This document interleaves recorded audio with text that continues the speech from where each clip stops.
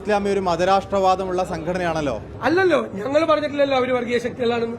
അവര് CPM-നെ പിന്തുണയ്ക്കുന്ന സമയത്ത് ഞങ്ങൾ പറഞ്ഞിട്ടുണ്ടോ അവര് വർഗീയ ശക്തികളാണെന്ന്? ഞങ്ങൾ പറഞ്ഞിട്ടുണ്ടോ? അവര് പിന്തുണയ്ക്കുന്നു. ജമാഅത്തെ ഇസ്ലാമിയുടെ അടിസ്ഥാന ആശയം ഒരു മതരാഷ്ട്രവാദമാണല്ലോ അവരുടെ അടിസ്ഥാന ആശയം എന്ന് പറയുന്നത് തന്നെ. അല്ലല്ല, അത് CPM-ന് പിന്തുണ കൊടുത്തപ്പോ അതുണ്ടായിരുന്നില്ല. അവര് ആ വാദമൊന്നും അവര് ഇല്ല. അങ്ങനത്തെ ഒരു മതരാഷ്ട്രവാദം അവരിപ്പോ ഉന്നയിക്കുന്നില്ല. അവർ ഒരുപാട് മാറ്റങ്ങൾ അവരുടെ സമീപനത്തിൽ വരുത്തിയിട്ടുണ്ട്. പൊളിറ്റിക്കലായിട്ടാണ് പിന്തുണ കൊടുത്തിരിക്കുന്നത്. കോൺഗ്രസിനാണ്, UDF-നാണ് അവർ പിന്തുണ കൊടുത്തിരിക്കുന്നത്. ഒരു കോരിയാണോ? എന്ത് സംശയമൊക്കെ ആയിരുന്നു? ജമാഅത്ത് ഇസ്ലാമി ലോകത്തെമ്പാടുമുള്ള ഒരു വർഗീയ ശക്തിയാണ്. ലോകത്തെ ഇസ്ലാമിക രാഷ്ട്രം പോകണമെന്ന് RSS പറയുന്നത് പോലെ അതിന് കൗണ്ടർ പാർട്ടായിട്ട് പറയുന്ന ഒരു പാർട്ടിയാണ്. ആ നിലപാടൊന്നുമല്ലല്ലോ PDP എടുത്തുകൊണ്ടിരിക്കുന്ന നിലപാട്. പീഡിപ്പിക്കപ്പെട്ട ഏറ്റവും പ്രധാനപ്പെട്ട ഒരു വിഭാഗമല്ലേ കേരളത്തെ സംബന്ധിച്ചിടത്തോളം. ഹലോ, എല്ലാവർക്കും പുതിയൊരു വീഡിയോയിലേക്ക് ഹാർദമായ സ്വാഗതം. അപ്പോൾ ഈ വീഡിയോയുടെ തലക്കെട്ട് നിങ്ങളെ കണ്ടിട്ടുണ്ട്. അപ്പോൾ എനിക്ക് സംസാരിക്കാനുള്ളത് അതിനെപ്പറ്റി തന്നെയാണ്. അതായത് അതിനെക്കുറിച്ച് കൂടുതൽ കൂലങ്കഷമായി സംസാരിക്കണമെന്നൊക്കെ എനിക്ക് ആഗ്രഹമുണ്ട്. കാരണം എന്ന് വെച്ച് കഴിഞ്ഞാൽ അതിൽ കാര്യമില്ല.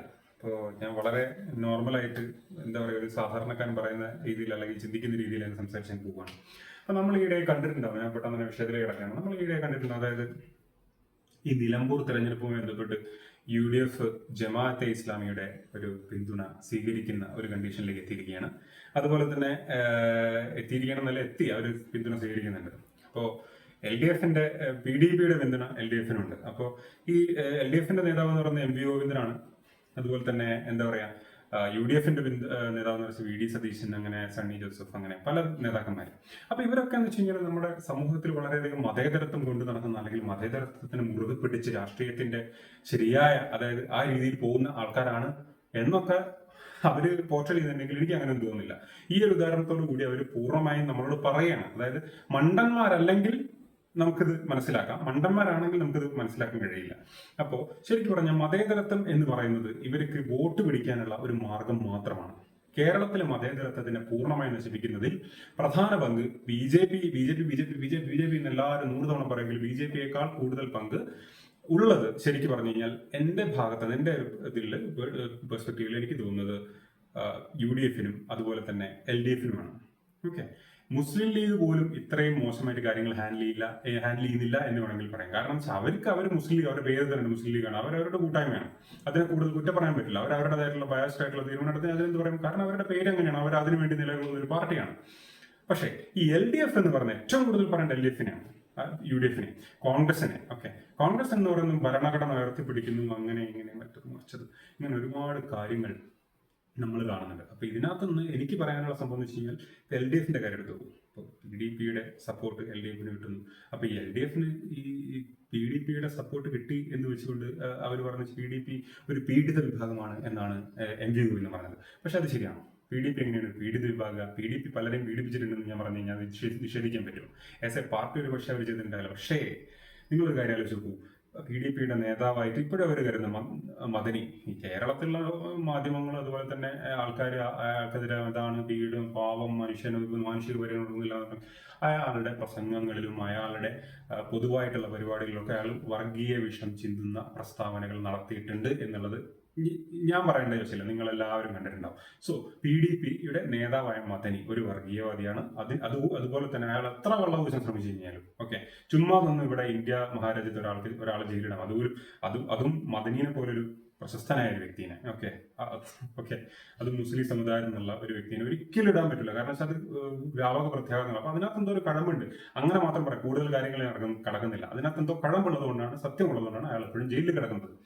അപ്പോ അതിനെ പറ്റിയുണ്ടായ കാര്യങ്ങളൊക്കെ നിങ്ങൾക്ക് ഓർമ്മ ഉണ്ടാവും. അപ്പൊ അത് എന്ന് പറയുന്നത് ജമാഅത്തെ ഇസ്ലാമിനെ എന്ന് പറയുന്ന ഒരു വർഗീയ സംഘടനയാണ്. UDF വർഗീയ സംഘടനകളുമായി കൂട്ടുകൂടി എന്ന് MV ഗോവിന്ദൻ പ്രസ്താവിച്ചുകൊണ്ട് PDP ഒരു പീഡിത വിഭാഗമാണെന്ന് പറഞ്ഞിട്ട് അവിടെ വെള്ളപൂശാനാണ് ശ്രമിക്കുന്നത്. അൾട്ടിമേറ്റ്ലി ഇവിടെ ആരാണ് മതേതരത്വം പറയുന്നത്? ഇതൊന്നും മതേതരത്വത്തിന് വേണ്ടിയിട്ടല്ല.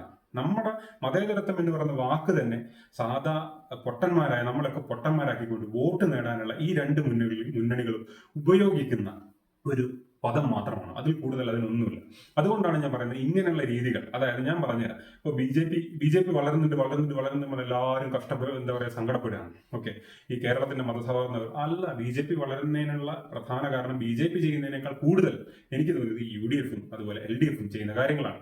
കാരണം ഇപ്പോൾ ബി ജെ പി എന്ന് പറയുന്നത് ഹിന്ദുക്കൾ കൂടുതലായിട്ട് അതിൻ്റെ പാർട്ടികളുണ്ട്. അതുകൊണ്ട് അതാണല്ലോ ഹിന്ദുക്കളുടെ ഒരു കൂട്ടായ്മ പോലെയാണല്ലോ BJP. അങ്ങനെ വേണേൽ പറയാം. എന്നാൽ മറ്റുള്ള മതസ്ഥരുണ്ടെന്നുള്ളത് സത്യമാണെന്നിരിക്കും. പക്ഷേ എന്നാലും BJP ഭൂരിപക്ഷവും ഹിന്ദുക്കളാണ്. അപ്പോൾ എന്തുകൊണ്ടാണ് കേരളത്തിൽ BJP വളരുന്നത്, കൂടുതൽ ഹിന്ദുക്കൾ അതിനകത്തേക്ക് ആകൃഷ്ടരാകുന്നത്?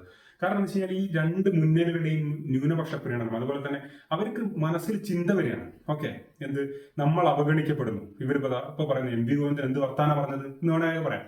UDFന്റെ കാര്യം ജമാഅത്തെ ഇസ്ലാമി വളരെ വ്യക്തമായിരുന്നു. എന്നാൽ ടാറ്റയ്ക്കെതിരെ ഉണ്ടായൊരു സംഭവം, അതിനെപ്പറ്റി ഞാൻ പുതിയൊരു വീഡിയോ ഇടാം. അത് ഞാനതൊന്ന് കഴിഞ്ഞ് എന്നൊന്ന് അവസാനത്തേക്ക് ഇടാമെന്ന് വിചാരിച്ചു. അതിനെപ്പറ്റി സംസാരിക്കാമെന്ന് വിചാരിച്ച് നിൽക്കുക. അപ്പോൾ തികച്ചും രോഷത്തോടുകൂടെ ഞാൻ പറയുന്നത്, ശരി, ഒരു കാരണവശാലും ഇങ്ങനെയുള്ള പാർട്ടികൾ ഈ രീതിയിൽ പോകാൻ പാടില്ല. അപ്പോൾ എന്ന് വെച്ച് കഴിഞ്ഞാൽ ജമാഅത്തെ ഇസ്ലാമി പ്യോർ വോട്ടിന് വേണ്ടിയിട്ട് എങ്ങനെയെങ്കിലും ആരെങ്കിലും ഇതാക്കിയിട്ട് ജയിക്കാന്നുള്ള കണ്ടീഷനിൽ വേണ്ടിയിട്ടാണ് ഈ കാര്യം ചെയ്യുന്നത്. അപ്പൊ ഇതൊരിക്കലും അംഗീകരിച്ചു കൊടുക്കാൻ പറ്റില്ല. ജമാഅത്തെ ഇസ്ലാമി ഇപ്പൊ ടാറ്റന്റെ കേസിലാണ് ടാറ്റയ്ക്കെതിരെ സംസാരിച്ച ഒരു സംഘടനയാണ് അവർ.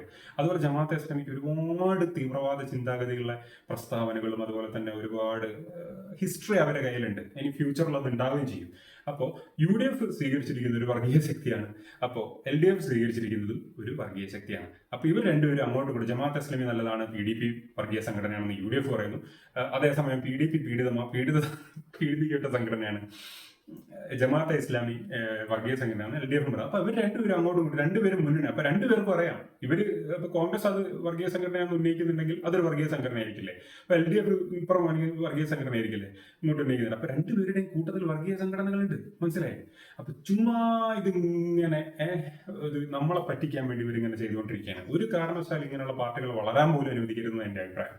അപ്പൊ നിങ്ങളുടെയൊക്കെ അഭിപ്രായം എങ്ങനെയാണെന്ന് എനിക്കറിയാം. നമ്മൾ വളരെ പരിഷ്കൃത സമൂഹമാണ് നമ്മൾ എന്ന് പറയുന്നത്. പക്ഷെ ഇങ്ങനെയുള്ള തോന്നിവാസങ്ങൾ കൂടുതലായിട്ട് ഇവിടെ നടക്കുന്നത് കൊണ്ട് നമുക്കിടയിലുള്ള ഈ മതസൗഹാർദ്ദം എന്ന് പറയുന്ന സംഭവം ശരിക്കും നമുക്ക് അഭിമാനിക്കാനുള്ള ഒരു ഘടകം തന്നെയാണ് നമ്മുടെ കേരളത്തിലുള്ള ഈ മതസൗഹാർദ്ദം. ഓക്കെ, അത് ഇന്ത്യയിലെ മറ്റ് സംസ്ഥാനങ്ങളിൽ പല സംസ്ഥാനങ്ങളിൽ അത് വളരെയധികം പിന്നോക്കം നിൽക്കുന്നൊരു കാര്യം കൂടിയാണ്.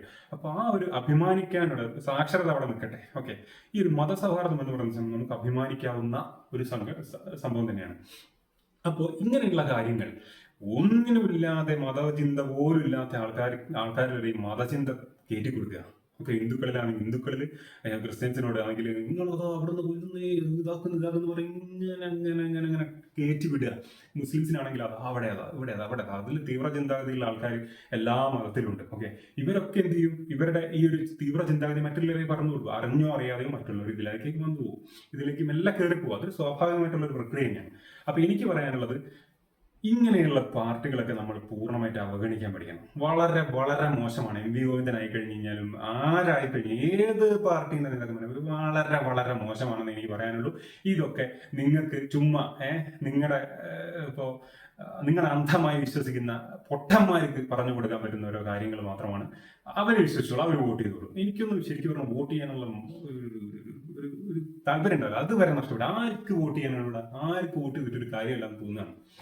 എനിക്കറിയില്ല അത് എവിടെ പോയി അവസാനിക്കുന്നുള്ളത്. ഓക്കെ, എന്തായാലും എന്റെ കൺസേൺസ് ഞാൻ പങ്കുവച്ചു. അത്ര എനിക്ക് പറയുന്നത്. ഇതിൽ നിങ്ങൾക്ക് കുറച്ചെങ്കിലും മനസ്സിലായെന്ന് ഞാൻ വിശ്വസിക്കുന്നു. Good bye.